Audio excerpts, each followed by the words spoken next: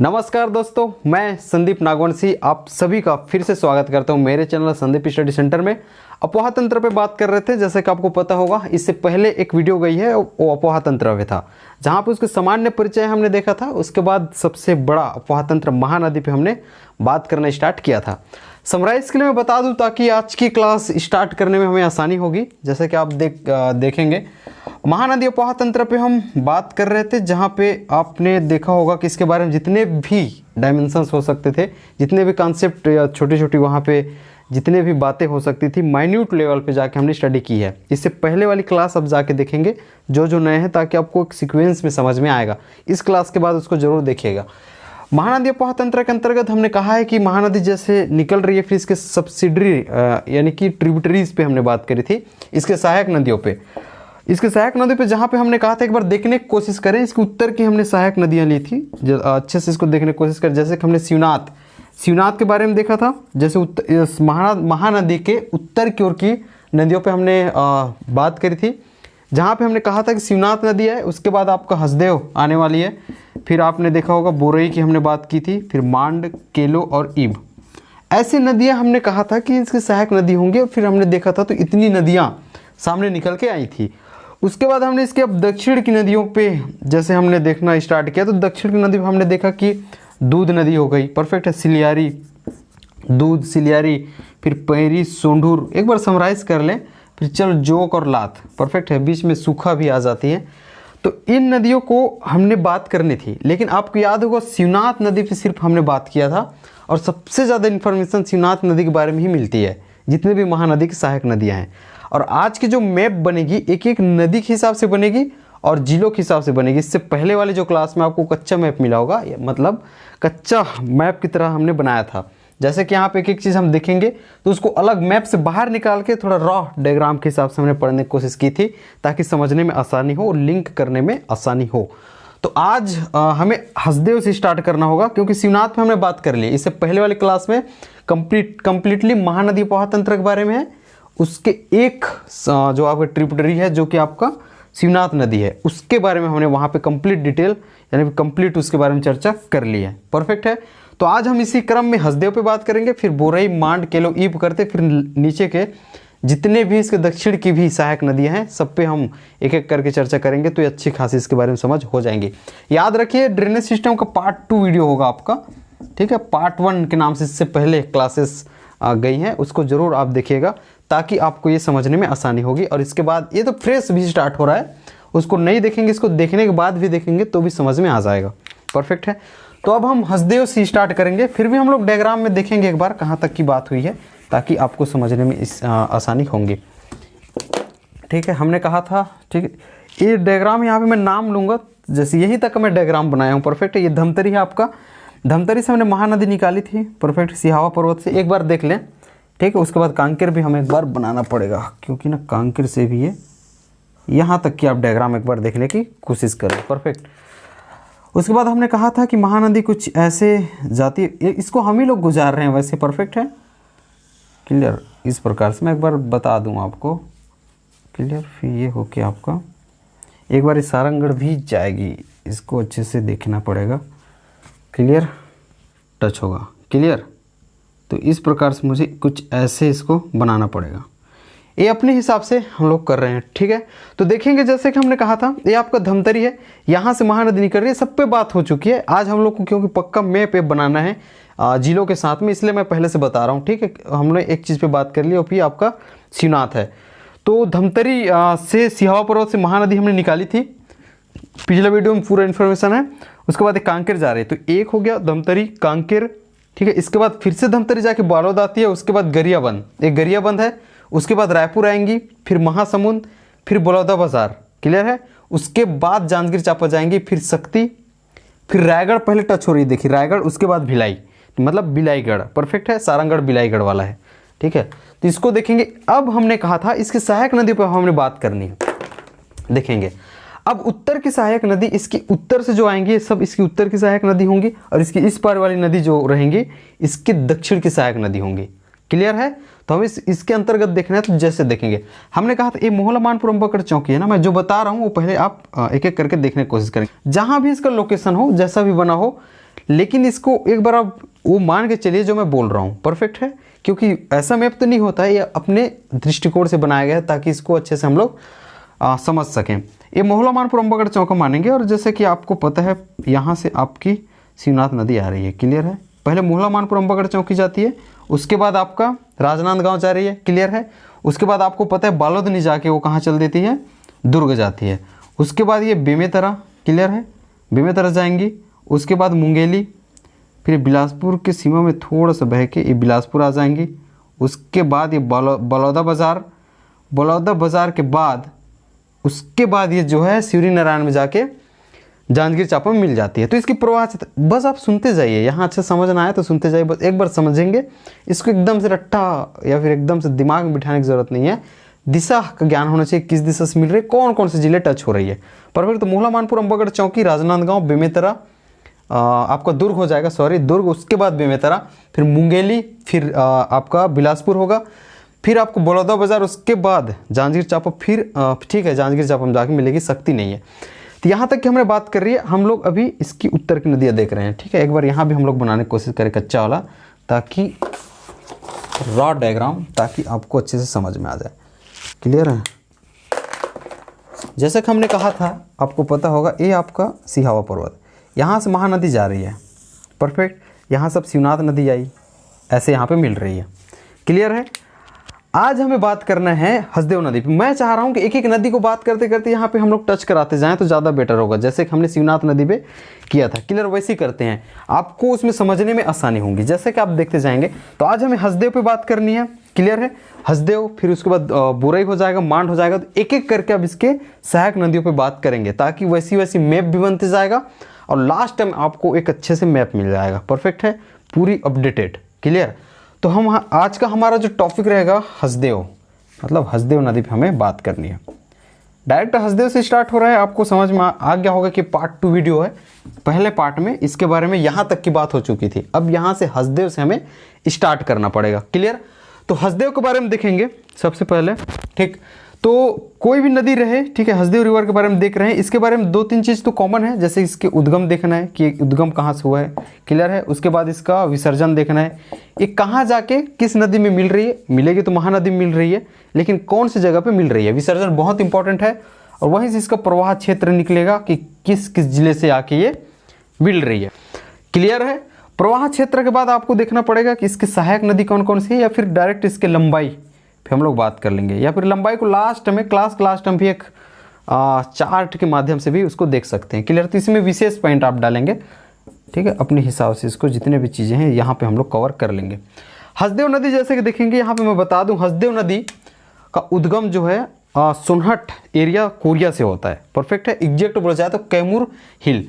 आप देखेंगे मनेंद्रगढ़, चिरमिरी, भरतपुर है, ठीक है। ये कोरिया कोई सा भी जगह हम लोग ले लें, जैसे कि आपका ये रहा आपका कैमूर पर्वत, परफेक्ट है। सोनहट क्षेत्र है कोरिया का, और यहाँ से इसका उद्गम हो रहा है, कौन सा, हसदेव नदी। और ये कहाँ जाके मिल रही है, ये महानदी में जाके शिवरी नारायण में मिल रही है, परफेक्ट है। तो इसका प्रवाह क्षेत्र क्या होगा, सबसे पहले देखेंगे कोरिया से निकल रही है, मनेंद्रगढ़ चिरमिरी थोड़ा सा आ जाती है, उसके बाद ये आपका कोरबा हो जाएगा, कोरबा के बाद हो जाएगा ये जांजगीर चांपा, ठीक। तो इसमें इसलिए आप देख पा रहे हो कि Hasdeo river is originate from Kaimur hill, perfect है। तो इसका आप उद्गम लिख सकते हो, इसका उद्गम कैमूर, ठीक है, कैमूर पहाड़ी से हुआ है। बार बार बोल रहा हूँ, ये आपका सोनहट क्षेत्र है, कोरिया जिला है। मेरी आवाज़ सुन के लिखने का ज़्यादा प्रयास करेंगे, परफेक्ट है। जगह कम है तो मैं बोलूँगा ज़्यादा, लिखूँगा थोड़ा सा कम, प्लीज़ इसको आप अच्छे से लिखने की कोशिश करेंगे। तो उद्गम हमने कहा था कि हसदेव नदी को उद्गम कैमूर पहाड़ी आपका सोनहट क्षेत्र कोरिया से हुआ है। और ये कहाँ मर्ज हो रही है जाके, इसका विलीन कहाँ पे हो जा रहा है, महानदी में हो रही है, पहली बात तो ये है। और कोई भी नदी हम लोग पढ़ेंगे वो महानदी में जाके मिलेंगे, क्योंकि उसकी सहायक नदी पे बात हो रही है। जगह इसके बारे में देखेंगे, ठीक है, इसके बारे में एग्जैक्ट जगह रहेगा केरासिला देही, केरासिला देही, आगे मैं नहीं लिखूंगा, केरासिला देही सबसे इंपॉर्टेंट चीज़ है। तो ये शिवरी नारायण के समीप है, परफेक्ट है। कहाँ पे है, जांजगीर चांपा में। तो हसदेव नदी का उद्गम कैमूर पहाड़ी कोरिया से हो रही है, और जांजगीर चांपा में केरासिला देही ग्राम, ठीक है, इस जगह पे जाके शिवरी नारायण के समीप मिल रही है। तो तो इसको आपको विसर्जन समझ में आ गया, क्लियर है। यहाँ से मैं बताया हूँ इस प्रकार इसका प्रवाह क्षेत्र मतलब ये कौन कौन से जिले से होकर बहती है, इसको देखना है। तो सबसे पहले आपने कोरिया देख लिया है, ठीक है, कोरिया देख लिया। उसके बाद आप देख रहे हो टच कहाँ पे हो रहा है, मनेंद्रगढ़, चिरमिरी, भरतपुर। उसके बाद आप देख रहे हो ये कोरबा, परफेक्ट है। उसके बाद कहाँ पे आ रही है, जांजगीर चांपा।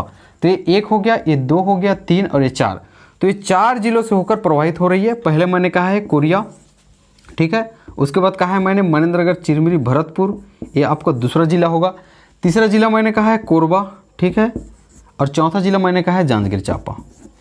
यहाँ तक कोई दिक्कत? विशेष में आप देखने की कोशिश करेंगे हसदेव नदी के बारे में, इसकी सहायक नदी देखेंगे, ठीक है। विशेष में आपका पहला पॉइंट रहेगा, ठीक है, इसको भी डील करना। इस सहायक नदी पे बात करेंगे, तटीय, ठीक है, तटीय स्थल पे हम लोग बात करेंगे, कोस्टल साइड पे होगा, ठीक है। तो सहायक नदी देखेंगे, इसके बारे में बहुत इंपॉर्टेंट चीज़ है हसदेव नदी के बारे में। तो आपने सुना होगा गज, अहिरन। एग्जैक्ट यहाँ पे लोकेशन बताना इसके लिए मुश्किल है, फिर भी आप देखने की कोशिश करें। जैसे हसदेव नदी जा रही है, परफेक्ट है, तो सबसे पहले बोला जाता है कि चोरनई यहाँ पे है, उसके बाद अहिरन है, परफेक्ट है। चोरनई यहाँ पे है, उसके बाद झिंग, तान, इनकी बात की जाती है, उतेम, ठीक है, बीच में उतेम आ जाता है। लेकिन इसके बारे में एग्जैक्ट लोकेशन ढूंढ पाना थोड़ा मुश्किल है, लेकिन इसको आप सामान्य तौर पे आप याद रखने की कोशिश करेंगे, परफेक्ट है। तो इसके सहायक नदी में आप लिखेंगे गज, अहिरन। क्या कहा मैंने, गज, अहिरन। उसके बाद देखेंगे झिंग, क्लियर है, झिंग, तान, ठीक है, उतेम, चोरनई। आवाज सुन के लिखेंगे। तो इसकी सहायक नदी कौन कौन से, गज, अहिरन, झिंग, तान, उतेम, चोरनई, ठीक है, ये इसको लिखेंगे। तटीय स्थल की हम लोग बात करें तो कोरबा, ठीक है, यहाँ पे आ जाएगा कोरबा। इसके बैंक पे स्थित है, मतलब इसके किनारे पे स्थित है, इसके तट पे स्थित है।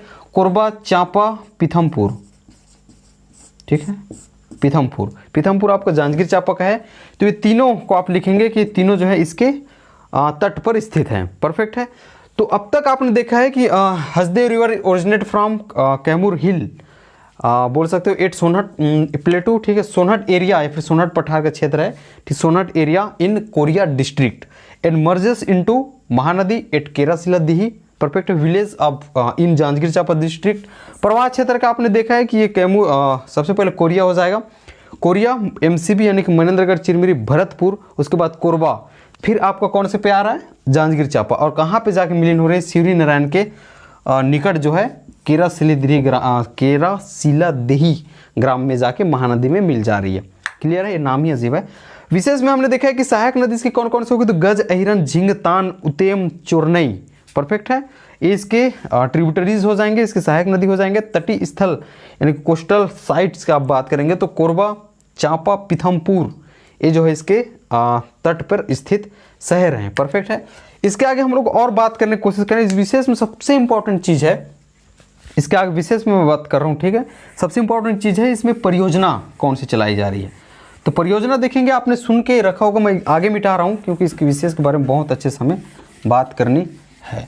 परियोजना देखने की कोशिश करेंगे इसके अंतर्गत, यानी कि इस नदी में परियोजना, परफेक्ट है, ऐसा रहेगा इसके बारे में, ठीक। इसके बारे में विशेष पहला पॉइंट लिखेंगे परियोजना, ठीक है, ये तीसरा नंबर का होगा इवन, ठीक है, परियोजना। इसमें हसदेव बांगो परियोजना चलाई जा रही है, हसदेव बांगो, ठीक है, बांगो परियोजना चलाई जा रही है। इसे छत्तीसगढ़ के पहली महिला सांसद, ठीक है, मिनी माता, उसकी जो रियल नेम, मतलब उसका जो रियल नेम है वो मीनाक्षी देवी है। तो मीनाक्षी देवी जी, जिसे मिनी माता हम लोग कह रहे हैं, परफेक्ट है, इसको लिखेंगे मिनी माता कह रहे हैं, इसके नाम पर रखा गया है। तो परियोजना में हसदेव बांगो परियोजना पहले लिखेंगे, जिसे मिनी माता परियोजना हम लोग कह रहे हैं, परफेक्ट है। इसमें इंपॉर्टेंट चीज़ यह है कि ये छत्तीसगढ़ का सबसे ऊंचा बांध है, it is the highest dam of the state. तो ये छत्तीसगढ़ का सबसे ऊंचा बांध है, इसकी हाइट 87 मीटर है, यहाँ तक क्लियर है। It is the first multipurpose project of the state, perfect. तो ये छत्तीसगढ़ का पहला, ठीक है, पहला बहुउद्देशीय परियोजना है। अब इसे बहुउद्देशीय परियोजना क्यों कहा जा रहा है, क्योंकि यह जो बनाया गया है इसमें मछली पालन भी हो रही है, सिंचाई भी हो रही है, इसके अंतर्गत जितने भी यहाँ पे जल विद्युत का भी उत्पादन किया जा रहा है। तो अलग अलग उद्देश्यों से इसका निर्माण किया गया है, इसको स्थापित किया गया है, इसलिए इसे मल्टीपर्पज़ प्रोजेक्ट कहा जा रहा है, बहुउद्देशीय परियोजना कहा जा रहा है। और ऐसे बनाते हैं तो इसमें से ये छत्तीसगढ़ का पहला बहुउद्देशीय परियोजना है। तो हमने कहा है कि विशेष में सबसे इंपॉर्टेंट चीज़ परियोजना पे बात करी, जहाँ पे हसदेव बांगो परियोजना के बारे में हमने देखा है कि हसदेव नदी पर है। इसे मिनी माता परियोजना कह रहे हैं, परफेक्ट है। और यह छत्तीसगढ़ का सबसे ऊंचा बांध है जिसकी ऊंचाई जो है 87 ठीक है मीटर है। और हमने कहा है कि ये छत्तीसगढ़ का पहला बहुउद्देशीय परियोजना है। और क्यों कह रहे हैं ये भी मैंने बता दिया, क्लियर है। इसके आगे आप देखेंगे कि हसदेव नदी का जो घाटी क्षेत्र है, परफेक्ट, हसदेव नदी का जो घाटी क्षेत्र है, ठीक है, Hasdeo river valley region is famous for coal. इसको बोल सकते हो ये कोयला के लिए फेमस है। एक चीज़ ये लिखेंगे आप, यहाँ तक क्लियर है। इसके आगे और देखें कि हसदेव की एक सहायक नदी आपने देखा है अहिरन। क्या देखा है आपने? अहिरन। हसदेव की सहायक नदी अहिरन, इसके तट पर कटघोरा स्थित है। कटघोरा कहाँ पे? कोरबा, ठीक है। Katghora is situated on the banks of Ahiran river. यहाँ तक एकदम क्लियर है। तो इन चीज़ों पे आप विशेष तौर पे आप देख सकते हो। और हसदेव नदी की लंबाई आप देखने की कोशिश करें, ठीक है, यहाँ पे एक और जोड़ सकते हो, लंबाई 176 किलोमीटर है, ठीक है। और यहाँ हसदेव नदी जो है महानदी अपोहा तंत्र का या फिर महानदी का दूसरी सबसे बड़ी सहायक नदी है, ऐसा आप इसको कह सकते हैं। इसके अलावा और देखने की कोशिश करें कि हसदेव ये जो यह क्षेत्र है ये जो है आपका डेंस फॉरेस्ट, ठीक है, अभी इसी में चल रहे हैं हम लोग, क्लियर है, इसी में चल रहे हैं, विशेष पे ही चल रहे हैं। ये जो डेंस फॉरेस्ट कवर्ड है, it is covered with dense forest. यहाँ घने जंगलों से या फिर सघन वनों से कवर्ड है। यहाँ तक चीज़ें क्लियर हुई। इसके आगे हम लोग और चले, 2-3 चीज़ों पे और आपको बात करनी होगी। यहाँ तक कि मैं चाह रहा हूँ मतलब उम्मीद करता हूँ कि आपने नोट कर लिया होगा। मैं चाहता हूँ कि आप एक एक चीज़ें नोट करते रहें ताकि आपको ही आसानी होगी, ताकि क्लासेस सीक्वेंस मैनर में आप इसको अच्छे से यूज़ कर पाएंगे और अच्छे से नोट बना पाएंगे, क्लियर है। इसके आगे एक चीज़ और देखेंगे, marine fossil park, marine fossil, clear है, पार्क। इसको देखेंगे, इसको बनाया गया है मनेंद्रगढ़, ठीक है, मनेंद्रगढ़ में। मरीन फॉसिल पार्क मनेंद्रगढ़ में बनाया गया है, जो कि इस नदी के तट पर है, परफेक्ट है, इसके तट पर है। इसको आप लिखेंगे, पहला चीज़ तो जिला कौन सा हो जाएगा? Manendragarh, Chirmiri, Bharatpur, marine fossil park. एक चीज़ यहाँ पे और देखेंगे इसके अंतर्गत जो कि रहेगा आपका, ठीक है, इसके अंतर्गत देखेंगे 120 मेगावाट एक है, ठीक है। जो हसदेव बांगो परियोजना हम कह रहे थे उसके अंतर्गत माचा डोली में 120 मेगावाट की जल विद्युत उत्पादन किया जा रहा है, परफेक्ट है, जल विद्युत उत्पादन किया जा रहा है। कितने का? 120 मेगावाट का। तो अब तक आपने बहुत कुछ यहाँ के फैक्ट देख लिया है। मैंने सबसे पहले कहा है, जो कि इसके बाद अभी अभी जो मैंने कहा है, मरीन फॉसिल पार्क जो कि कहाँ पे स्थित है? Is situated eight Manendragarh on the banks of Hasdeo river. यहाँ तक क्लियर हुई। और यहाँ पे जो 120 मेगावाट जल विद्युत उत्पादन किया जा रहा है और इसके 3 यूनिट लगी हुई है, यानी कि 120 मेगावाट जल विद्युत जो यहाँ पे उत्पादन किया जा रहा है हसदेव बांगो परियोजना के अंतर्गत, इसमें 3 यूनिट लगी हुई है। यहाँ तक क्लियर है। ये 3 यूनिट कितने की लगी देखेंगे, 40 मेगावाट की प्रत्येक यूनिट है। तो इस प्रकार ये 3 यूनिट लगी है। तो इस प्रकार इसमें जो है 120 मेगावाट की जल विद्युत उत्पादन किया जा रहा है। यहाँ तक एकदम क्लियर हुआ। तो इतनी सारी जानकारी आप लेके बात करेंगे तो हसदेव के बारे में बहुत मतलब अच्छी खासी समझ हो जाएगी। इतनी जानकारी इसके लिए पर्याप्त हो जाएगा, क्लियर है। इंपॉर्टेंट फैक्ट्स हैं लोग, आपको याद इतने तो कम से कम रखने पड़ेंगे, परफेक्ट है। आगे हम लोग देखने की कोशिश करें, मतलब जो विशेष पे है ना, इसको अच्छे से बात करनी होगी। और इसको उद्गम है, उद्गम विसर्जन, प्रवाह क्षेत्र भी पूछ सकते हैं, लेकिन उद्गम विसर्जन एकदम रट्टा हुआ होना चाहिए। आपको मैं समझा के भी बता दिया हूँ और आपके मन में एकदम मुखाग्र रूप से ये आपको याद होनी चाहिए, क्लियर है। तो और इसके बाद विशेष तो बहुत इंपॉर्टेंट है ही, इसको भी आपको अच्छे से देखने पड़ेंगे। आगे हम लोग चलते हैं, तो बहुत चीज़ें आज कवर करनी है। बोरई पे, बोरई में ज़्यादा कुछ नहीं है, ठीक है, उसमें ज़्यादा आपको ज़्यादा पढ़ने की ज़रूरत नहीं है। बस उसका उद्गम देखेंगे, प्रवाह क्षेत्र देखेंगे, विसर्जन देखेंगे। तो यहाँ से बोरई नदी आती है आपके कोरबा निकट की पहाड़ियों से बोरई नदी आती है, परफेक्ट है। और ये जो है जांजगीर चांपा में जाके, ठीक है, महानदी मिल जाती है, बस इतना ही है। तो हम लोग बोरई पे बात कर रहे हैं, परफेक्ट है, बोरई पे बात कर रहे हैं। इसका उद्गम आप देखने की कोशिश करेंगे, ठीक है, ये उद्गम है। उद्गम देखने की कोशिश करेंगे तो जल्दी से इसको लिख लेंगे, कोरबा। कोरबा कहाँ से हुई है? कोरबा के निकट पहाड़ियाँ हैं, वहाँ से इसकी जो है उद्गम हुई है। फिर इसका विसर्जन फिर हम लोग बात करते हैं तो जांजगीर चांपा में जाके महानदी में मिल जा रही है, परफेक्ट है, महानदी में ये मिल जा रही है, क्लियर, ठीक है। तो इसका प्रवाह क्षेत्र बस 2 ही जगह आपको देखना पड़ेगा, वो आपका कोरबा हो जाएगा और आपका जांजगीर चांपा हो जाएगा। तो बोरई के बारे में इतना पर्याप्त है, इतनी इसके बारे में मिलती है। आगे अब इम्पॉर्टेंट हो जाता है, बहुत इंपॉर्टेंट, जो कि आपका मांड नदी के बारे में हो जाता है। इसके बारे में उद्गम आप देखेंगे, ठीक है। इसके बारे में उद्गम होगा, विसर्जन के बारे में आप देखेंगे, फिर साथ ही में इसके प्रवाह विशेष, ठीक है। तो मान नदी के बारे में आप देखने की कोशिश करेंगे। अगला आपको मान नदी है, परफेक्ट है। तो मान नदी के उद्गम आप देखेंगे, जैसे कि आप देख पा रहे होंगे ये आपका सरगुजा है। सरगुजा में मैंने मैंड पार्ट पढ़ाया आपको, जब हम लोग पाठ प्रदेश पढ़ रहे थे वहाँ पे मैंड पार्ट के बारे में बात हो चुकी है, आपको पता भी होगा। तो ये सरगुजा के मैन पार्ट से, क्लियर है, मैन पार्ट से आपका मान नदी निकल रही है, क्लियर है। उसके बाद ये रायगढ़ में जाती है, उसके बाद ये शक्ति में आके चंद्रपुर में मिल जाती है। यहाँ तक की चीज़ क्लियर हुई। तो इसका उद्गम बताइए, इसका उद्गम मैन पार्ट हो जाएगा आपका, ठीक है। मैन पार्ट कहाँ पे देखेंगे, मैन पार्ट सरगुजा में, क्लियर है, आपका सरगुजा में। इसके विसर्जन की बात करते हैं तो इसका विसर्जन आपका महानदी में हो रही है, जो कि चंद्रपुर में हो रही है। मैंने कहा अभी अभी शक्ति में, क्लियर है। तो इसका विसर्जन महानदी में, पहली चीज़ तो ये होना चाहिए। जगह बोला जाए तो ये आपका चंद्रपुर में, कहाँ पे, ठीक है, शक्ति में। यहाँ तक चीज़ें क्लियर हुई। अब प्रवाह क्षेत्र में ये देखा जाता है कि कौन कौन से जिले से होकर टच हो रही है। तो सबसे पहले आपने देखा है मान नदी के अंतर्गत सरगुजा, सरगुजा के बाद ये कहाँ जा रही है, रायगढ़, रायगढ़ के बाद आप देख पा रहे हो ये शक्ति। तो इसका प्रवाह क्षेत्र क्या हो जाएगा, ठीक है, सरगुजा, क्लियर है, रायगढ़ हो जाएगा। उसके बाद क्या हो जाएगा आपका शक्ति। आवाज़ सुन के लिखेंगे, मैं थोड़ा शॉर्ट फॉर्म यूज़ कर रहा हूँ, परफेक्ट है। अब विशेष अब तक आपने क्या देखा है, इसका उद्गम देखा है कि Mand river is originate from Mainpat, perfect, in Surguja district and merges into Mahanadi at Chandrapur, perfect है। चंद्रपुर में जाके ये कहाँ पे मिल रही है, महानदी में, कहाँ पे, वो भी शक्ति में, क्लियर है। और यहाँ से एक चीज़ और बता दूँ, आपका लात नदी आके फिर से यहीं पे मिलेंगी और महासमुंद, फिर बलौदा बाजार होते हुए, क्लियर, महासमुंद, और फिर आपका सारंगढ़ बिलाईगढ़, ठीक है, यहाँ होते हुए ये शक्ति में जाके जहाँ पे मांड नदी मतलब मिली है महानदी में, ठीक है, मांड नदी यहाँ पे मिली है आपकी महानदी में, ठीक है, यहीं पे जाके लात नदी भी आके मिलेंगी। तो चंद्रपुर कहाँ पे स्थित है बताइए। तो चंद्रपुर किसके, तीनों के संगम पे स्थित हो जाता है। एक तो महानदी जा ही रही है, वहाँ आके मांड नदी मिल रही है, और वहीं पे जाके लात नदी भी मिलेगी। इस प्रकार तीनों नदियों के संगम पर चंद्रपुर स्थित है, परफेक्ट है। और यही इसका त्रिवेणी संगम भी है, आगे मैं लिखवाऊंगा एक एक करके, क्लियर। तो इसके बारे में अब तक आपने तीनों चीज़ें बात करने के बाद अब इसके विशेष के कुछ पॉइंट पे देखने की कोशिश करेंगे। सबसे पहले इसकी लंबाई को आप देख लेंगे यहाँ पे, ठीक है, लंबाई 155 किलोमीटर इसकी लंबाई है, क्लियर है। यहाँ तक इसकी 155 किलोमीटर है।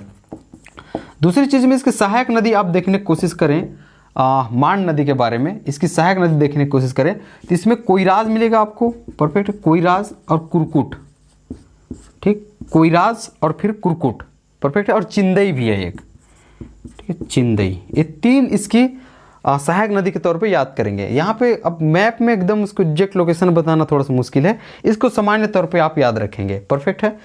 तो इसके सहायक नदी में हो जाएगा कोइराज, कुरकुट और चिंदई। यहाँ तक क्लियर हो गया। विशेष तौर पे एक चीज़ और याद रखेंगे, जैसा कि मैंने कहा है इधर लात नदी आके आपकी मिलेंगी, तो ये जो है आपका चंद्रपुर, परफेक्ट, कहाँ पे स्थित है, शक्ति में स्थित है। तो Chandrapur is situated on the confluence of Mahanadi, perfect, Mahanadi, Mand and Lat. इसको आप लिखना पड़ेगा कि चंद्रपुर महानदी, परफेक्ट है, मांड नदी और फिर लात, ये तीनों नदियों के संगम पर स्थित है, क्लियर। और ये इनके त्रिवेणी संगम है, ठीक है, जैसे ये पहला हो गया। तो अब तक मैंने एक त्रिवेणी संगम बताया है, इसको आप लिख सकते हो, साइड में लिख के रखते रहो। एक त्रिवेणी संगम बताया है, उसका नाम कौन सा है, चंद्रपुर, परफेक्ट है, चंद्रपुर है, ठीक। चंद्रपुर में तीन नदियों के बारे में आप लिखेंगे, महानदी, मांड और लात। ये पहला त्रिवेणी संगम हो गया, इसको पूछा जा सकता है, तीन त्रिवेणी संगम पढ़ना है हमें, परफेक्ट है। और एक चंद्रहासिनी देवी का मंदिर भी आप देख लो, चंद्रहासिनी देवी का जो मंदिर है वो दो नदियों के संगम पर स्थित है, सिर्फ मांड और महानदी, परफेक्ट है। इधर जैसे लात जा रही, यहाँ तो मिल तो जरूर रही है, लेकिन ये दोनों जहाँ पे मिल रहे हैं, महानदी और फिर मांड, वहीं पे चंद्रहासिनी देवी का मंदिर है। Chandrahasini Devi temple is situated on the confluence, at the confluence of Mand and Mahanadi rivers, clear. तो चौथे नंबर पे आप लिख सकते हो चंद्रहासिनी मंदिर के बारे में, इसको आप लिख लेंगे एक एक करके। तो इतनी चीज़ें पे आप बात करेंगे तो मांड नदी के बारे में कंप्लीटली आपकी जानकारी हो जाएगी, इसके बारे में अच्छी खासी आपकी समझ हो जाएगी। आगे हम लोग देखें तो आपने अब तक पढ़ा है हसदेव के बारे में, फिर बोरई के बारे में और मांड, ठीक है, ये आपका हसदेव हो जाएगा, ये आपका बोरई है, एक मांड। अब पढ़ते हैं केलो के बारे में जो कि आपके रायगढ़ से निकलेंगी। केलो रायगढ़ से निकलती हैं, यहाँ पे आप देखेंगे, परफेक्ट, केलो रायगढ़ से निकलेगी। लेकिन यहाँ पे एक चीज़ याद रखना, केलो रायगढ़ से निकलती है लेकिन वो छत्तीसगढ़ से बाहर, परफेक्ट है, महानदी में मिलती है। केलो रायगढ़ से जरूर निकल रही है लेकिन छत्तीसगढ़ से बाहर महानदी में मिलेंगी, परफेक्ट है। इसका नाम है महादेवपाली। महादेवपाली स्थान पे उड़ीसा में ये महानदी में मिल जाती है, परफेक्ट। तो ये आपका कौन सा है, केलो। तो आगे आपका केलो नदी के बारे में ही चर्चा होगी। केलो नदी के बारे में देखेंगे, ठीक है। ये जो है निकलती रायगढ़ से है। रायगढ़ के कौन से पहाड़ी से निकलती है बोलने से, रायगढ़ के लुड़ेक पहाड़ी से ये निकलती है। लुड़ेक पहाड़ी लेलुंगा तहसील, इसको आप लिखेंगे, परफेक्ट। तो केलो नदी का उद्गम, क्लियर है। अब हम लोग केलो पे बात करेंगे। अगला आपका रिवर रहेगा केलो नदी। केलो नदी का उद्गम लुड़ेक, ठीक है, लुड़ेक पहाड़ी, ठीक है। उसके बाद हो जाएगा लेलुंगा तहसील रायगढ़ से, क्लियर है। Kelo river is originate from Ludeg hill, perfect है। लेलुंगा तहसील जो है रायगढ़ जिला में जहाँ पे स्थित है। और ये विसर्जन कहाँ पे हो रहा है, महानदी हो रहा है। It's merges into Mahanadi, at Mahadevpali, ठीक है, महादेवपाली इन ओडिशा। यहाँ तक कोई दिक्कत। तो केलो नदी लुड़ेक पहाड़ी से निकल रही है जो कि एग्जैक्ट लेलुंगा तहसील है यहाँ पे, ठीक है। और वो रायगढ़ जिला में, तो रायगढ़ जिला के लेलुंगा तहसील के लुड़ेक पहाड़ी से केलो नदी निकल रही है और वो महानदी में जाके मिल रही है कहाँ पे, महादेवपाली नामक स्थान पे, छत्तीसगढ़ से बाहर उड़ीसा में महादेवपाली नामक स्थान पे ये जो है महानदी पे मिल रही है, क्लियर। तो प्रवाह क्षेत्र सिर्फ ही रायगढ़ है, इसका प्रवाह क्षेत्र एक ही जिला है, सिर्फ ही रायगढ़ में बह रही है, यहाँ तक क्लियर है। अब इसके बारे में विशेष 2-3 चीज़ देखने की कोशिश करें तो इसकी जो लंबाई है, ठीक है, केलो नदी की लंबाई, केलो नदी की लंबाई आपकी हो जाएगी, ठीक है, सिर्फ आपका 112 किलोमीटर, क्लियर। केलो नदी की लंबाई 112 किलोमीटर है, ठीक है। अब इसके बारे में और देखने की कोशिश करें तो यहाँ पे केलो परियोजना चलाया जा रहा है, ठीक है, केलो परियोजना, ठीक, केलो परियोजना चलाई जा रही है। केलो नदी को रायगढ़ की, ठीक है, रायगढ़ की जीवन रेखा कहते हैं, इसको आप लिखेंगे। केलो नदी की सहायक नदी, ठीक है। तो यहाँ पे केलो परियोजना चल रही है, केलो नदी को रायगढ़ की जीवन रेखा कहते हैं। It is the life line of Raigarh district या फिर रायगढ़। उसके बाद बोल सकते हो इसमें कोलडेगा है, ठीक है, केलो में कोलडेगा और राजर इसकी सहायक नदी है, परफेक्ट, राजर, ठीक, कोलडेगा, ठीक है, कोलडेल लिखा हूँ, कोलडेगा और राजर इसके सहायक नदी हैं। तो केलो नदी के बारे में बस इतना देखेंगे। इसकी लंबाई देख रहे हो 112 किलोमीटर। केलो परियोजना यहाँ पे चलाई जा रही है, रायगढ़ की जीवन रेखा इसे कहते हैं। इसकी सहायक नदी कोलडेगा और राजर है, ठीक है। तो इतनी चीज़ें पे आप बात करेंगे। और रायगढ़ जो है केलो नदी के तट पर स्थित है। Raigarh is situated on the banks of Kelo river, clear. तो आपका केलो नदी भी आपकी अच्छी खासी बात हो चुकी है। अब देखते हैं ईब नदी। ईब नदी एक बार यहाँ पे लोकेशन देख लेंगे। ईब नदी खुर्जा पहाड़ी के रानी झूला स्थान से, क्या कहा मैंने, रानी झूला स्थान है, खुर्जा पहाड़ी है। खुर्जा पहाड़ी कहाँ पे स्थित है, पंडरा पाट। हमने जसपुर पाट में 2 पार्टों पे बात की थी, एक पूरे जसपुर पाट की, उसके बाद एक पंडरा पाट, ठीक है, इसके अंतर्गत। तो पंडरा पाट के अंतर्गत खुर्जा पहाड़ी है, ठीक है। सबसे पहले तो जसपुर जिला है, जसपुर जिला के अंतर्गत पंडरा पाट है, पंडरा पाट के अंतर्गत खुर्जा पहाड़ी है। खुर्जा पहाड़ी पे एक रानी झूला नामक स्थान है, वहां से ईब नदी का उद्गम होता है और वो जाके सीधा उड़ीसा में, ठीक है, ये भी बाहर ही मिल रहा है, छत्तीसगढ़ से बाहर ही मिल रही है, ये भी उड़ीसा में मिलती है, परफेक्ट, संबलपुर पे, ठीक है, संबलपुर के निकट महानदी मिल रही है उड़ीसा में, क्लियर है। ये आपको महानदी है, यहाँ पे जाके ये मिल जा रही है। तो ये कहाँ पे मिल रही है, संबलपुर में, उड़ीसा में, क्लियर है। ये आपका ईब नदी। तो अगला आपका ईब नदी के बारे में ही है। तो इसका ओरिजिन आप खुद ही बता सकते हो। इसके ओरिजिन है आपका रानी झूला, खुर्जा पहाड़ी, पंडरा पाट, जसपुर जिला, ठीक है। तो इसको ओरिजिन में एक लाइन में आप याद रखेंगे, रानी झूला, खुर्जा पहाड़ी, पंडरा पाट। तो इसका ओरिजिन क्या है, इसके ओरिजिन हुआ है रानी झूला से, ठीक, रानी झूला, और उसको अंदर और पूछे तो खुर्जा पहाड़ी, उसके भी अंदर पूछे तो पंडरा पाट, मेरी आवाज़ सुन के लिखेंगे, और जिला पूछे तो ये आपका जसपुर, ठीक है। ये यहाँ से तो ओरिजिन हुए, लेकिन ये जाके महानदी मिली है। It is merges into Mahanadi, perfect है, महानदी एट संबलपुर, ठीक है, इन स्टेट ऑफ ओडिशा। ईब नदी पे बात हो रही है, सॉरी, केलो नदी का आपके बात हो चुकी है। ईब नदी पे हम लोग देखें, ठीक है, जो मैंने बोल रहा था केलो, अब तक केलो बोल रहा था, वो ईब है, परफेक्ट है, ईब नदी, ठीक, ईब नदी को देखेंगे आप, ठीक है। ईब नदी पे बात हो रही थी। ईब नदी जो है आपके रानी झूला पहाड़ी से निकल रही है, परफेक्ट, मैं केलो बोल रहा था होगा, रानी झूला पहाड़ी से निकल रही है। खुर्जा पाट में जो मैं बताया हूँ, खुर्जा पहाड़ी है। रानी झूला की नामक स्थान खुर्जा पहाड़ी पंडरा पाट जसपुर से ईब नदी का उद्गम हुआ है, क्लियर है, मैं केलो बोल रहा था जहाँ तक। विसर्जन देखेंगे महानदी में जाके हो रही है, परफेक्ट है, ओडिशा में हो रही है, ठीक है। और ये जो है संबलपुर नामक स्थान पे, क्लियर है। प्रवाह क्षेत्र सिर्फ जसपुर है, जैसे कि आप देख पा रहे हैं। विशेष के आप देखेंगे 202 किलोमीटर इसकी टोटल लंबाई है, ये आपको टोटल लेंथ है, परफेक्ट है, टोटल लेंथ है। 87 किलोमीटर आपकी छत्तीसगढ़ में इसकी लंबाई हमने कहा है। और यहाँ पे आपका, ठीक है, ईब में केलो परियोजना नहीं चला जा रही है, सिर्फ ईब आप यहाँ पे याद रखेंगे। तो बस इतनी चीज़ इसके लिए पर्याप्त है। और जसपुर, ठीक है, जसपुर जो है ईब के तट पर स्थित है, ईब नदी के तट पर जसपुर स्थित है। यहाँ तक क्लियर हुई। तो इतनी चीज़ें इनिशियल लेवल पे आपको देखनी है, परफेक्ट। तो ये तो रही यहाँ तक की बात। इसके आगे अब हम लोग चलते हैं। तो आपकी यहाँ तक की बात हो चुकी है, जो कि महानदी। इसके बाद हम लोग थोड़ा एक बार समराइज करने की कोशिश करें, ठीक। तो महानदी की उत्तर की नदियाँ आपकी समाप्त हो चुकी हैं। उत्तर की नदियों के बारे में हमने कंप्लीट बात कर लिया है, जैसा कि आपको पता है। एक बार हम लोग इसको देखने की कोशिश करें तो महानदी की दो चीज़ों पे बात करनी थी। महानदी है, इसकी उत्तर की नदियाँ। शिवनाथ पे हमने बात कर ली है, हसदेव की आपकी हो चुकी है, ठीक है, बोरई, उसके बाद आपने देखा होगा केलो, ठीक है, ठीक है, बोरई, बोरई के बाद आपने मांड, ठीक है, मांड, उसके बाद केलो, फिर आपका ईब, इन पे हमने बात कर ली है। अब नीचे से हमको देखना है दूध नदी के बारे में देखना है, ठीक है, सिलियारी नदी के बारे में देखना है।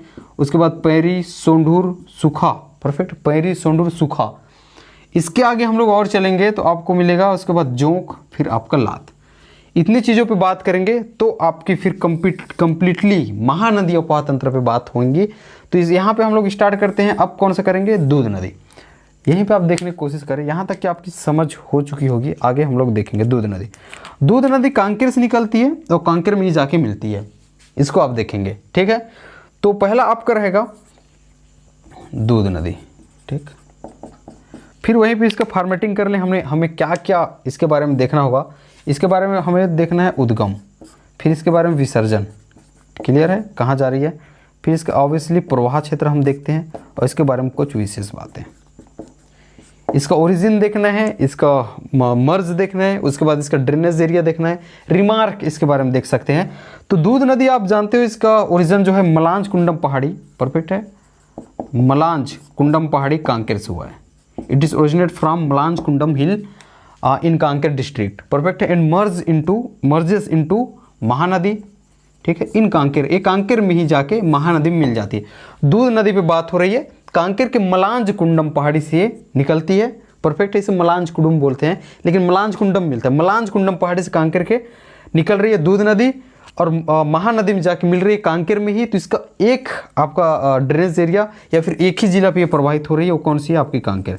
तो सिर्फ एक ही जिले इसके अंतर्गत आएगी, इसके प्रवाह क्षेत्र के अंतर्गत सिर्फ कांकेर, परफेक्ट है। विशेष के बारे में लिखेंगे जलप्रपात, इसके बारे में एक पॉइंट बना के आप लिखेंगे। पहला चीज मलांज कुंडम जलप्रपात इस पे दूध नदी पे स्थित है, परफेक्ट है, परफेक्ट। सिलियारी, तो दूध नदी पे बात हो चुकी है। अब सिलियारी पे हम लोग बात कर रहे हैं। सिलियारी के बारे में देखेंगे तो सिलियारी निकलती है आपके धमतरी से ही, ठीक। सिलियारी का उद्गम धमतरी से ही होगा, ठीक है। ज़्यादा इसके बारे में नहीं मिलता है, जल्दी इसको खत्म करें। विसर्जन देखेंगे धमतरी में ही होगी। कहाँ पे जा रही है? महानदी में। इसका प्रवाह क्षेत्र धमतरी होगी। यहाँ तक क्लियर है। तो धमतरी से निकल रही है, धमतरी में इसका विसर्जन हो जा रहा है, परफेक्ट है, और इसका प्रवाह क्षेत्र भी धमतरी है। विशेष बहुत इंपॉर्टेंट है मलांज बोरा माडम सिल्ली, परफेक्ट, माडम सिल्ली परियोजना चलाएगी, परियोजना यहाँ पे माडम सिल्ली या फिर मुरुम सिल्ली, ठीक, मुरुम सिल्ली परियोजना। इस वर्तमान नाम जो है बाबू छोटेलाल श्रीवास्तव है। तो माडम सिल्ली या फिर मुरुम सिल्ली परियोजना इसके अंतर्गत है, ठीक है, सिलियारी नदी के अंतर्गत, जिसे बाबू छोटेलाल ठीक है, बाबू छोटे लाल श्रीवास्तव के नाम पे रखा गया, इसका वर्तमान नाम है। ये 1923 में बना, परफेक्ट है, 1923 में बना, ब्रिटिश टेक्निक में बना एशिया का पहला साइफन बांध है। क्या कहा मैंने? एशिया का पहला साइफन बांध है। इसको आप लिख लिए होंगे, मैं आगे बताता हूँ। ठीक है, साइफन बांध कहा है मैंने, इसको आप लिखेंगे। ठीक है, पहला साइफन बांध है। क्लियर है? एशिया का पहला साइफन बांध है, माडम सिली या फिर मुरुम सिली जिसे हम कह रहे हैं। ये कैसे में, इसको साइफन बांध क्या होता है, साइफन क्या है देखेंगे। तो साइफन इसका जो गेट है कुछ इस प्रकार से बना हुआ है कि वहाँ पे जब पानी अधिक होगी तो ये गेट अपने आप खुल जाएंगी और पानी कम होने पे गेट अपने आप बंद हो जाती हैं। ठीक है, तो ये अपने आप बंद हो जाती हैं, अपने आप खुल जाती हैं। इसे साइफन टेक्निक कहते हैं। ब्रिटिश टेक्निक बना हुआ है, 1923 में बना हुआ है। अब ब्रिटिश टेक्निक में बना ये पहला, एशिया का पहला साइफन बांध है। इसको देखेंगे तो सिलियारी नदी के बारे में इतना मोर देन सफिशिएंट हो जाएगा। आगे हम लोग देखते हैं पैरी नदी के बारे में। परफेक्ट है, पैरी नदी के बारे में देखेंगे। पैरी नदी निकली कहाँ से है? पैरी नदी का उद्गम गरियाबंद से होती है। पहला चीज़ तो ये है। भातृगढ़ की पहाड़ी आपने सुना होगा। तो अब हम बात कर रहे हैं पैरी पे। क्लियर है? तो आपने दूध नदी के बारे में बात कर ली है और सिलियारी अभी अभी आपने देखना है। अब आप देख रहे हैं गरियाबंद के अंतर्गत मैंने कहा है पैरी नदी। परफेक्ट। तो पैरी नदी का उद्गम भातृगढ़ की पहाड़ी, जो कि बिंद्रा नवागांव तहसील के अंतर्गत गरियाबंद में भातृगढ़ की पहाड़ी या फिर भाटीगढ़ की पहाड़ी भी उसको बोला जाता है, वहाँ से इसका उद्गम होता है। It is originate from here. Perfect है, ये भाटी नवागढ़ की पहाड़ी ऐसी मैं बना दूँ तो यहीं से इसका उद्गम हुआ है। It merges into Mahanadi at Rajim in Gariaband district, यानी कि राजिम में जाके ये मिल रही है। ठीक है, ये राजिम में जाके मिलती है, गरियाबंद में ही मिलती है। क्लियर? तो पैरी नदी का उद्गम कहाँ से हुआ है? ठीक है, तो बिंद्रा नवागांव तहसील है इसका। ठीक है, बिंद्रा नवागांव इसका तहसील है। एग्जैक्ट बोला जाए तो भातृगढ़। ठीक है, तो पैरी नदी का उद्गम किस पहाड़ी से हुई है? तो भातृगढ़ की पहाड़ी से हुई है। वो कहाँ पे है? बिंद्रा नवागांव तहसील में है। कौन से जिले में है? गरियाबंद। इसका विसर्जन कहाँ पे हो रहा है? महानदी में हो रहा है। ठीक है, पॉइंट 1। इसके आगे देखेंगे तो और जगह कौन सा है? राजिम है, जिला आपका गरियाबंद। तो प्रवाह क्षेत्र कौन सा होगा? सिर्फ गरियाबंद, यानी कि सिर्फ गरियाबंद में बह रही है। क्लियर? विशेष बात इसमें क्या हो जाएगा? पैरी में सिकासार परियोजना चलाई जा रही है। सिकासार, ठीक है, परियोजना, सिकासार परियोजना चलाई जा रही है। इस सिकासार परियोजना के अंतर्गत 7 मेगावाट, ठीक है, जल विद्युत उत्पादन की जा रही है। सिकासार परियोजना के अंतर्गत 7 मेगावाट जल विद्युत उत्पादन किया जा रहा है। ये 2006 से किया जा रहा है, इसको लिखेंगे। ठीक है, 7 मेगावाट, ठीक है, जल विद्युत उत्पादन किया जा रहा है। और ये जो है 3.5 यानी कि 3.5 की, ठीक है, 3.5 की, यानी कि 3.5, इसके 2 यूनिट लगे हुए हैं। इस प्रकार ये जो है आपके 7 मेगावाट यहाँ से जल विद्युत का उत्पादन किया जा रहा है। आप देखे होंगे पैरी नदी के तट पर सिरकट्टी आश्रम है। परफेक्ट है, वहाँ से क्या प्राप्त हुए हैं? बंदरगाह के अवशेष। Perfect. Remains of port have been found at Sirkatti Ashram on the banks of Pairi river. इसको आपको याद रखना है कि पैरी नदी के तट पर स्थित सिरकट्टी आश्रम में, इसको लिखेंगे, पैरी नदी के तट पर स्थित सिरकट्टी आश्रम में, ठीक है, उसके आसपास जो है बंदरगाह के अवशेष प्राप्त हुए हैं। इसको भी आपको यहाँ पे मेंशन करना है। तो ये आपकी पैरी नदी के बारे में हो जाएगा। यहाँ तक किसकी चीज़ें, और ये जो है आपका 90 किलोमीटर इसका लंबाई है, इसको भी आप यहाँ पे लिख लेंगे। क्लियर है? तो पैरी नदी के बारे में आपके बारे में मोर देन सफिशिएंट हो जाएगा। पैरी के बारे में आप देखते हैं सोंढूर। अच्छा, इसमें एक पॉइंट और डालेंगे, इसकी सहायक नदी सोंढूर है। क्लियर है? इसको भी आप लिख लेंगे। पैरी की सहायक नदी सोंढूर है। अब मैं इस पर त्रिवेणी संगम भी बताने की कोशिश करता हूँ। ठीक है, सोंढूर, ये सोंढूर तो हम लोग पढ़ने ही वाले हैं, यहाँ से देख लो आप। तो अगला रिवर आपका रहेगा सोंढूर। ठीक, सोंढूर का उद्गम कोरापुट उड़ीसा से हुआ है। परफेक्ट है, ये आपका धमतरी जिला है। क्लियर है? उसके बाद इधर छत्तीसगढ़ कुछ ऐसा बना हुआ है। ठीक, ये आपका धमतरी जिला है। उसके बाद छत्तीसगढ़ इधर जैसा भी रहे, यहाँ तक क्लियर है। ठीक है, तो अब देखने की कोशिश करेंगे। क्लियर? ये आपका धमतरी जिला थोड़ा सा उड़ीसा से टच होती है। यहाँ तक चीज़ क्लियर हुई। कोरापुट उड़ीसा से, ठीक है, कोरापुट उड़ीसा से यहाँ से सोंढूर नदी का उद्गम होता है। लेकिन ये उड़ीसा से हो रहा है, छत्तीसगढ़ से बाहर इसका उद्गम हो रहा है, मतलब एक कौन से जिले से एंट्री कर रही है छत्तीसगढ़ में, तो ये जो है धमतरी जिले से एंट्री करती है, ठीक है ऐसे, और ये जो है यहाँ पे बहती है, कहाँ पे, गरियाबंद और धमतरी के सीमा में, उसके बाद राज्य में जाके ये मिल रही है। यहाँ तक चीज़ क्लियर हुई। तो ये कोरापुट उड़ीसा से आके धमतरी से प्रवेश करके धमतरी और गरियाबंद के सीमा में बह रही है और राज्य में जाके मिल जा रही है, किस में, पैरी में। पहले ये पैरी में मिलती है, उसके बाद ये महानदी में तीनों जाके एक जगह मिल रहे हैं। परफेक्ट, तीनों मतलब महानदी भी एक ही जगह आ रही है, यानी कि महानदी में जाके पैरी मिल रही है, उसके थोड़ा सा पहले सोंडूर जाके मिल रही है, तो इसको संगम मान लिया जाता है। तो इसका नाम है राजिम। तो दूसरा संगम यहाँ पे नोट करके आपने लिखा है, ये राजिम यहाँ पे लिखेंगे। कौन कौन से है, पैरी, सोंडूर, ठीक है, कोरापुट उड़ीसा से आ रहा है, सोंडूर और राजिम, ये तीनों का एक संगम स्थल है राजिम। तो Rajim is situated at the confluence of Pairi Mand, ठीक है, पैरी है, उसके बाद सोंडूर है, सॉरी मांड नहीं, उसके बाद पैरी, सोंडूर और महानदी। परफेक्ट है, मांड कहाँ से आ रहा है। उद्गम इसके बाद देखने की कोशिश करें सोंडूर के बारे में। तो मैंने कहा इसका उद्गम कोरापुट कहाँ से हुआ है, ओडिशा से। यहाँ तक क्लियर है। विसर्जन देखेंगे तो it is originate from Koraput Odisha, perfect, and merges into Mahanadi at Rajim, ठीक है, राजिम इन गरियाबंद डिस्ट्रिक्ट। यहाँ तक क्लियर है। तो ये राजिम में मिल जा रही है, कहाँ पे, गरियाबंद में। कहाँ से निकली है, कोरापुट उड़ीसा से निकली है। प्रवाह क्षेत्र हो जाएगा धमतरी और कौन सा, गरियाबंद। इसके बारे में विशेष देखेंगे सोंडूर के बारे में कि धमतरी और फिर गरियाबंद के सीमा में बहती है। परफेक्ट है, आपका गरियाबंद और फिर आपका धमतरी, अरे आपका गरियाबंद है, इसके सीमा में ये बहती हैं। तो सोंडूर देखेंगे, ठीक, इसमें सोंडूर परियोजना चलाई जा रही है, इसको आप लिखेंगे, जो कि धमतरी में सोंडूर परियोजना चलाई जा रही है। यहाँ तक की चीज़ें क्लियर हुई। अब इसके आगे देखेंगे सोंडूर के बाद सूखा नदी। परफेक्ट है। तो यहाँ पे 3 नदी, 4 नदी पे आपने इवन बात कर लिया, दूध नदी, उसके बाद आपका सिलियारी नदी, पैरी नदी, और फिर आपका अभी अभी देख रहे सोंडूर नदी। अब सूखा नदी देखेंगे, ठीक है, सूखा नदी के बारे में। तो सूखा नदी आपके गरियाबंद में ही देखेंगे, इसके बारे में ज़्यादा कुछ नहीं मिलता, गरियाबंद से ही निकलेंगी और गरियाबंद में ही जाके महानदी मिल जाएंगी। तो यहाँ पे सूखा नदी के बारे में देखने की कोशिश करें, ठीक है, सूखा नदी का उद्गम गरियाबंद से हुई है, गरियाबंद में ही जाके मिल जा रही हैं, इसको देखेंगे, और इसका प्रवाह क्षेत्र सिर्फ गरियाबंद है, इसको लिख लेंगे, ठीक है। सूखा नदी का उद्गम गरियाबंद से ही हुई है, ठीक, गरियाबंद में ही जाके महानदी मिल रही है, इसके विसर्जन में लिखेंगे, प्रवाह क्षेत्र सिर्फ गरियाबंद है, बस इतने ही लिखेंगे, तो सूखा नदी के बारे में हो जाएगा। आगे आप देखेंगे, अच्छा, सूखा का जो सहायक नदी है घुनघुट्टी, इसको याद रखेंगे, कोडार भी मिलती है, घुनघुट्टी उसकी सहायक नदी है। तो सूखा के बारे में एक इंपॉर्टेंट हो जाता है, इसकी सहायक नदी, ठीक, क्या कहा मैंने, घुनघुट्टी। यहाँ तक चीज़ क्लियर हुई। अब देखते हैं इसके बारे में, जोंक नदी के बारे में। जोंक नदी, ठीक है, अब आगे देखते हैं। सहायक नदी इसकी लिख लिया होगा, सूखा नदी के बारे में, सूखा नदी इसके बारे में एक एक चीज़ मैंने बता दी है। अगला आपका जोंक नदी रहेगा, बहुत इंपॉर्टेंट है, ये आपका सोनबिरा पठार उड़ीसा से आई है। परफेक्ट। तो इसका आप देखेंगे, इसका उद्गम, ठीक है, तो सोनबिरा पठार, मान के चलो उड़ीसा का सोनबिरा पठार है, यहाँ से इसका उद्गम हुआ है। और अब सवाल उठता है कि जैसे कोरापुट उड़ीसा से आप कौन सी नदी आई थी, यहाँ पे सोंडूर नदी आई थी, वैसी जोंक नदी भी बाहर से आ रही है।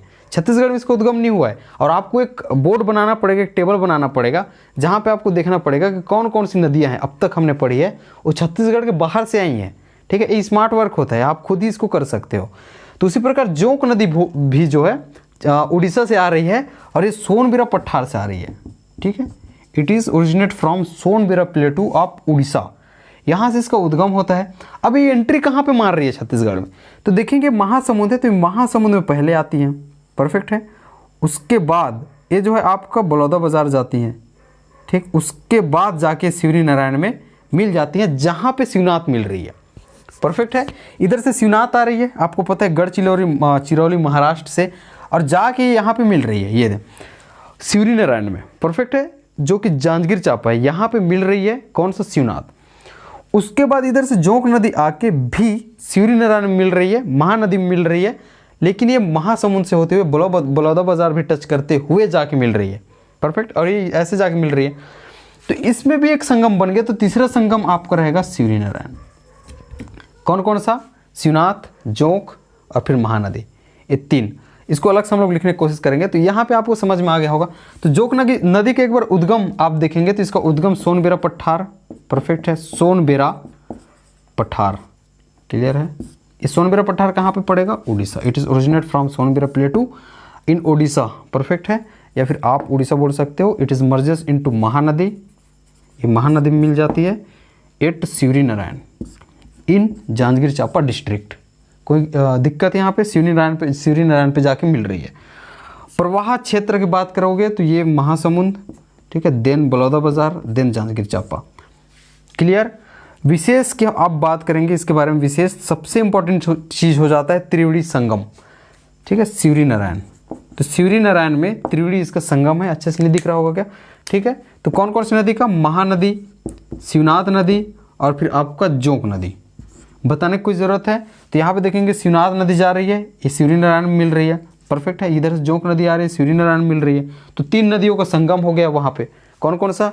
ये महानदी तो ऑलरेडी जा ही रही है, वहाँ जाके शिवनाथ यहाँ पे शिवनाथ नदी मिल रही है और इधर से आके जोंक नदी मिल रही है। तो शिवरी नारायण वहाँ पे स्थित है, जो कि 3 नदियों के संगम का स्थल है। इस त्रिवेणी संगम कहते हैं। इसका मतलब यह है कि शिवरी नारायण, शिवनाथ नदी, महानदी और फिर जोंक नदी के बोल सकते हो उसके संगम पर स्थित है। Shivri Narayan is situated at the confluence of Shivnath, Mahanadi and Jonk rivers, clear है। तो इसके बारे में आप विशेष ये चीज़ याद रख सकते हो। तो ये आपका जोंक के बारे में हो जाएगा, जो कि बहुत बहुत इंपॉर्टेंट है, क्लियर। अब इसके बारे में देखेंगे तो लात नदी के बारे में देखेंगे। जैसे कि मैंने कहा था दूसरा नहीं, आपको चंद्रपुर वाला बताया था मैंने जब मांड पढ़ाते हुए, परफेक्ट है। तो ये तो रहा जोंक के बारे में। अब पढ़ेंगे लात नदी। इसके बाद आपका खत्म हो जाएगा दक्षिण की नदियाँ भी, ठीक है। लात के बारे में आप देखेंगे। लात जो है आपको महासमुंद की रदन की पहाड़ी से निकलती है, क्लियर है। लात का उद्गम जो है, आपका नाम भी तो बड़ा अजीब अजीब है, लात। तो मेरे मुंह से थोड़ा अजीब अजीब वर्ड निकल रहा है, तो आप पढ़ाई में ज़्यादा फोकस करेंगे। उद्गम देखेंगे, लात नदी का उद्गम देखेंगे। जैसे कि मैंने कहा है कि महासमुंद के रदन की पहाड़ी, ये महासमुंद है, यहाँ रदन की पहाड़ी है सरायपाली में। तो महासमुंद के सरायपाली में रदन की पहाड़ी है, रदन हिल्स, परफेक्ट है। तो रदन की पहाड़ी से, ठीक है, रदन की पहाड़ियों से, ठीक है, लात नदी का उद्गम हुआ है। कहाँ पे? महासमुंद से। यहाँ तक क्लियर है। इसकी विसर्जन की हम बात करते हैं तो यहाँ से निकलती है, फिर सारंगढ़ भिलाईगढ़ को टच कर जाती है, उसके बाद शक्ति के चंद्रपुर में जाके, ठीक है, शक्ति के चंद्रपुर में जाके जहाँ पे मांड आके मिल रही है वहाँ आके मिल जाती है। तो ये 3 नदियों का जो है संगम हो जाती है, क्लियर है यहाँ तक। तो देखेंगे इसका विसर्जन, ठीक, ये शक्ति में जाके मिल रही है, ठीक है। तो इसका विसर्जन आपका शक्ति के चंद्रपुर में, महानदी में तो हुई रही, आपको पता है, ये आपका शक्ति में हो जाएगा। प्रवाह क्षेत्र कितने कितने जिले हो जाएंगे? महासमुंद हो जाएगा, ठीक है, महासमुंद, सारंगढ़ भिलाईगढ़ आपका हो जाएगा। ये सारंगढ़ भिलाईगढ़ है, उसके आवाज़ सुन के लिखेंगे महासमुंद, सारंगढ़ भिलाईगढ़, उसके बाद आपका शक्ति, ठीक है। तो महासमुंद, सारंगढ़ भिलाईगढ़, उसके बाद शक्ति, ये 3 जिले में इसका प्रवाह क्षेत्र हो जाएगा। लात के बारे में आप देखेंगे, लात के बारे में विशेषता यह है कि इसके बारे में चंद्रपुर लिख लो आप, ठीक है। चंद्रपुर के बारे में पहले मैंने और इसके बारे में जिक्र किया है जब मैं मांड पढ़ा रहा था, परफेक्ट। चंद्रपुर में 3 नदियों का संगम स्थल है। ये कौन कौन से? महानदी, आपका मांड और फिर आपका लात, क्लियर है। तो ये चीज़ रहा इसके बारे में, लात के बारे में। तो इतनी चीज़ों पे आप इतनी चीज़ों पे बात करेंगे तो अच्छी खासी समझ हो जाएगी। तो हमने महानदी अपोहा तंत्र खत्म कर लिया है, जो कि आपका ये अपोहा तंत्र का 2nd वीडियो था। अब अपोहा तंत्र की एक वीडियो और आनी है। आपको बता दूं मैं, महानदी अपोहा तंत्र के बाद 4 अपोहा तंत्र पे हमें और बात करनी है, जो कि आपकी गोदावरी अपोहा तंत्र है, क्लियर है। गोदावरी अपोहा तंत्र है, ठीक, गोदावरी अपोहा तंत्र की बात करनी है, जो कि इस भाग में रहेगा, नीचे में रहेगा। उसके बाद सोन गंगा अपोहा तंत्र के बारे में बात करनी है, जो कि ऊपरी भाग है। उसके बाद ब्राह्मणी अपोहा तंत्र के बारे में बात करनी है, जो कि इसके पूर्वी भाग में हो जाएगा। फिर पश्चिमी भाग में यहाँ पे नर्मदा ड्रेनेज सिस्टम के बारे में हमें बात करनी है, क्लियर है। तो इतनी चीज़ों पे और बनी महानदी थी, इसको हमने ख़त्म कर लिया है। इसके अंतर्गत शिवनाथ नदी बात कर ली है, शिवनाथ, हसदेव, बोरई, मांड, केलो, ईब। उसके बाद नीचे से हम लोग जाएँ तो दूध, सिलियारी, पैरी, सोंडूर, परफेक्ट है। जोंक, फिर उसके बारे में वहाँ पे घुनघुट्टी, उसकी सहायक नदी हो जाती है। जोंक के बाद हमने देखा है लात, परफेक्ट। लात के बारे में हमने भी बात, सूखा है, सूखा, जोंक और लात, इसके बारे में बात कर लिया। शिवनाथ नदी के अंतर्गत भी आपको पता होगा बहुत सारी हमने नदियों पर बात कर ली थी, जैसे आमनेर, हाप, मनियारी, उसके बाद हमने देखा था अरपा, लीलागर, परफेक्ट, तांदुला की बात हो रही है, खारून, खरखरा और फिर जमुनिया, सभी नदियों पे, इतनी सारी नदियों पे बात की है। उसके बाद जाके महानदी अपोहा तंत्र कंप्लीटली आपका आज खत्म हुआ है, जो कि 2 क्लासेस से ले लिया, क्योंकि इसके बारे में है बहुत बड़ा अपोहा तंत्र है, आपको पता ही है। इसके बाद हम लोग जो पढ़ेंगे इसके कम से कम 50% है, मान के चलो वो आधा ही है, सभी मिला के उतनी बड़ी नहीं है। बस गोदावरी के बारे में अच्छे से हमें पढ़ लेनी है, क्योंकि हमारी बस्तर की जीवन रेखा इंद्रावती जाके वहाँ समाहित हो रही है, जहाँ पे सभी नदियों को पानी लेके जाती हैं। तो इसके बारे में अच्छे से और डिटेल हम लोग कल पढ़ेंगे, और कल सभी इन अपोहा तंत्र पर भी हम लोग बात करेंगे। वीडियो अच्छी लगे तो लाइक करेंगे, अपना ख्याल रखेंगे, अच्छे से पढ़ाई करेंगे, और दोस्तों में शेयर करेंगे। चैनल को सब्सक्राइब करना ना भूलें, और जो नए हैं वो प्लीज़ करके पिछला वीडियो देखेंगे, इसके बाद जो यहाँ तक आपने देखा है तो पहला वीडियो भी देख लीजिए, ताकि आपको समझने में, लिंक करने में आसानी होंगी, चीज़ों को याद करने में आसानी होंगी, और ताकि आप एक अच्छी समझ के साथ अपोहा तंत्र को समझ पाएंगे। Wish you all the very best. Thank you so much.